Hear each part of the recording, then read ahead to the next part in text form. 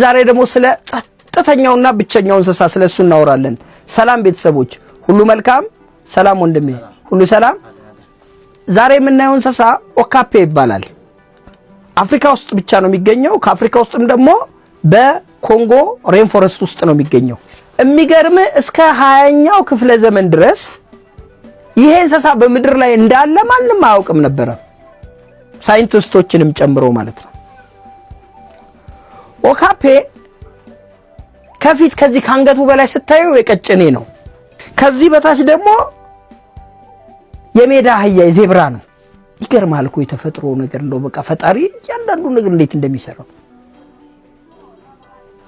በጣም ብቸኛ ነው።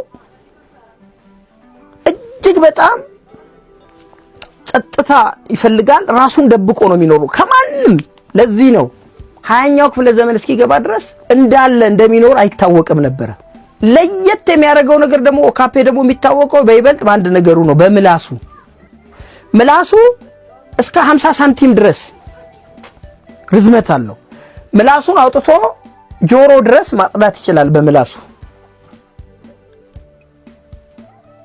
ተክለ ሰውነቱ ከኋላ ከሆነ ስፔሻሊ የምታየው በቃ የሜዳ አህያ ነው የሚመስለው። እስከ 300-400 ኪሎ ግራም ድረስ ይመዝናል። እንደ ሌሎቹ አጥቢ እንስሳቶች አንድ ነው የሚወልደው። እስከ 16 ወር ድረስ እርግዝናው ሊሄድ ይችላል። ራሱን ደብቆ ነው በቃ የሚኖረው ኦካፔ። እንደሚመቻችሁ ተስፋ አደርጋለሁ። አመሰግናለሁ።